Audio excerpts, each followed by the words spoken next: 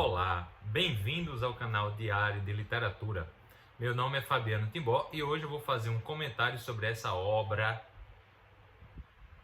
Esaú e Jacó, Machado de Assis. Em primeiro lugar, eu não tenho conflito de interesses com a literatura, ou seja, não sou professor, não trabalho com isso no meu dia a dia, não vendo livros, não tenho sebo nem loja virtual. O meu compromisso é apenas como leitor. Eu leio e interpreto, né, aquilo que me preenche de alguma forma. E esta obra, ela é muito chata, ela é muito monótona. Talvez até ela entre na minha lista dos livros que eu não vou ler pela segunda vez. Por quê?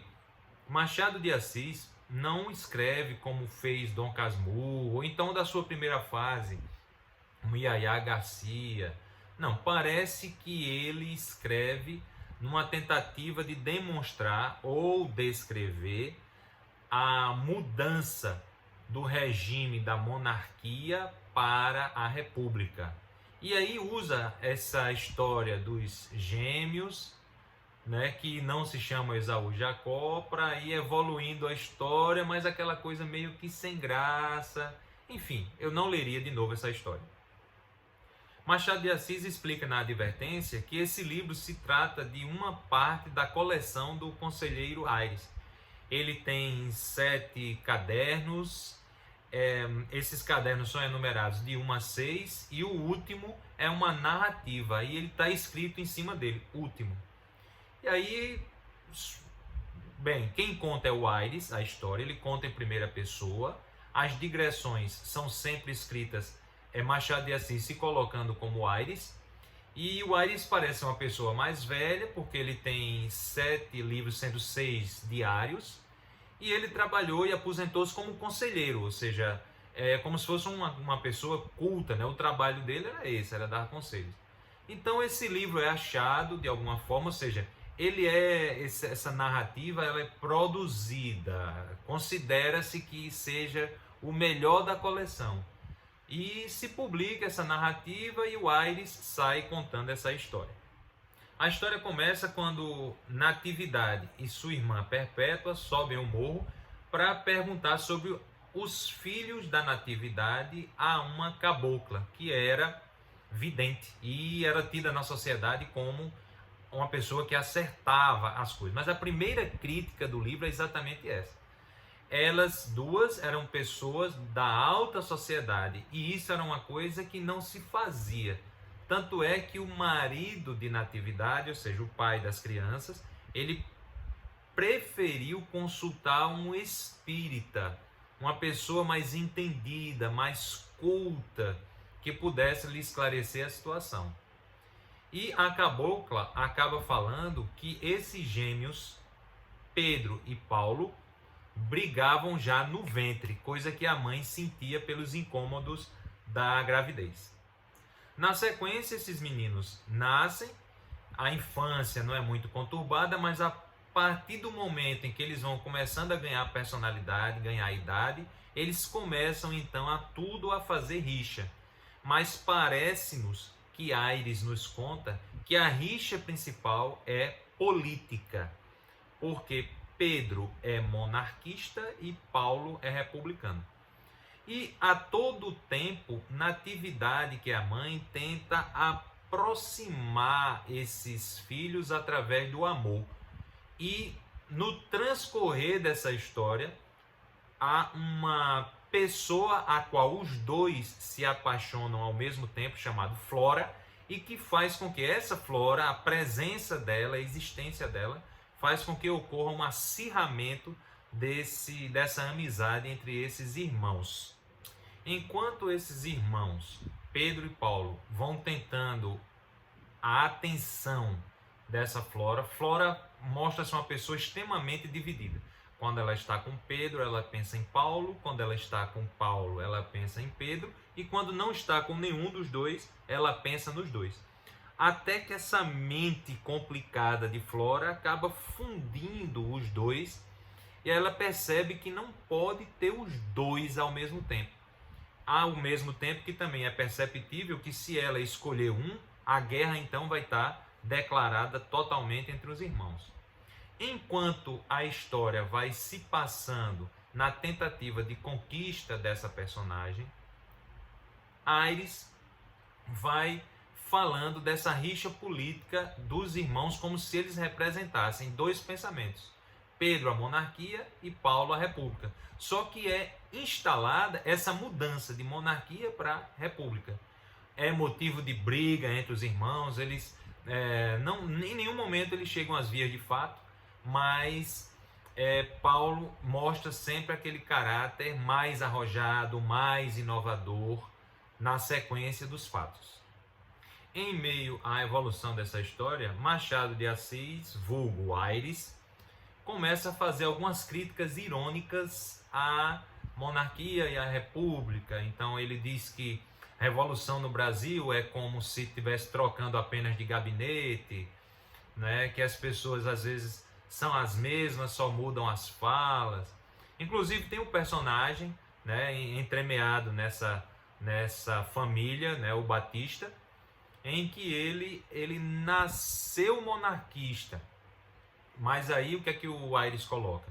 Que quando estoura a revolução, ele se diz liberal. Ele quer assim aproveitar, ele quer ser reeleito, ele quer continuar a carreira política que ele tem, né? Como se ele mudasse de partido, assim como se fosse muito próximo aos dias atuais. Simplesmente queria mudar de partido e continuar com as regalias políticas. Isso em 1904, essa crítica. Também tem a história da tabuleta, que parece uma ironia, né? Custódio procura Aires para pegar uns conselhos, né? Essa mudança da monarquia para a república pega o desprevenido, ele manda construir uma placa para o seu estabelecimento, e aí ele quer acertar o nome. E ele tinha mandado pintar Confeitaria do Império, mas estourou a república de repente. Então ele não sabia o que fazia. Porque ele poderia colocar Confeitaria do Império, mas os republicanos não iriam comprar suas mercadorias. Se ele colocasse Confeitaria da República, né, pelo que o Aires falou, a qualquer momento podia voltar a ser Império. Veja só a seriedade da coisa. Mas, e aí Aires, como dá conselho, sugere: por que não coloca a Confeitaria do Governo? Diz: porque as pessoas que estão no governo têm sempre outras opiniões contrárias, e aí fica nessa dúvida, o que é que coloca? Se coloca o nome da rua, se coloca a Confeitaria do Custódio. Mas o que na verdade mesmo Aires quer dizer, né, ou pelo menos no seu diário, no seu memorial, é que a sociedade representada pelo Custódio fica meio que sem saber se aquilo vai ser mesmo uma revolução, se vai ficar naquilo, a ponto do mercado ficar todo aparvalhado, sem saber o que fazer. Nesse meio tempo, Flora acaba percebendo que não vai ter paz com os irmãos, adoece, pega uma febre e morre. Os irmãos ficam desolados, tentam fazer ali a paz sobre a cova da amada de ambos, mas aí os acontecimentos vão levando essa história para o desfecho, e esses irmãos, eles aos poucos vão voltando àquela rixa, aquela condição, e até que vai evoluindo a história até o final. Então, se você quiser saber o final dessa história, é só dar uma olhadinha nas descrições que estão abaixo do vídeo. Se tem uma coisa que me chama a atenção nos livros clássicos, são os títulos.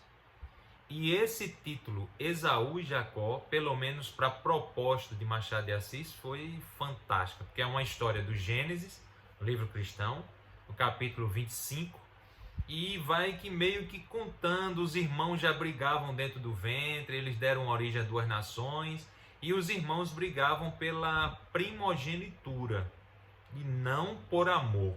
Até que os dois irmãos na Bíblia entram em muita contenda, e aí um deles foge para se reconciliar no futuro. E Esaú e Jacó, na verdade, são Pedro e Paulo. Se a gente for pensar também nos nomes Pedro e Paulo, eles são excelentemente escritos e escolhidos. Porque Pedro é nome de imperador brasileiro, português brasileiro. E Paulo também é um nome bíblico. E é um nome um pouco, apesar de ser cristão, ele é algo revolucionário.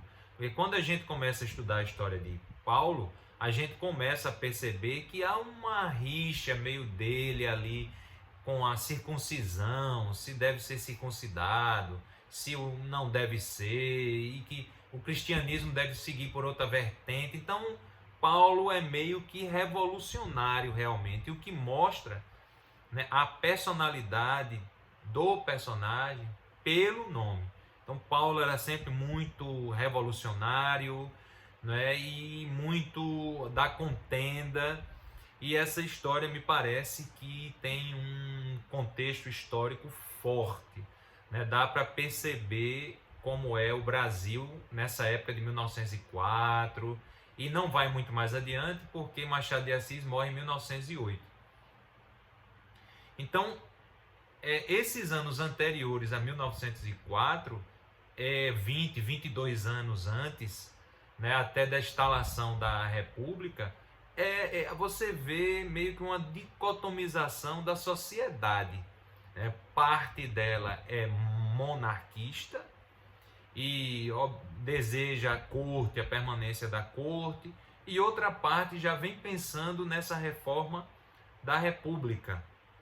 E isso é muito bem representado pelos irmãos, como se fossem dentro do mesmo ventre, vulgo Brasil, duas nações, dois pensamentos diferentes, né? Um Esaú, o outro Jacó, ou seja, um era monarquia e o outro era império.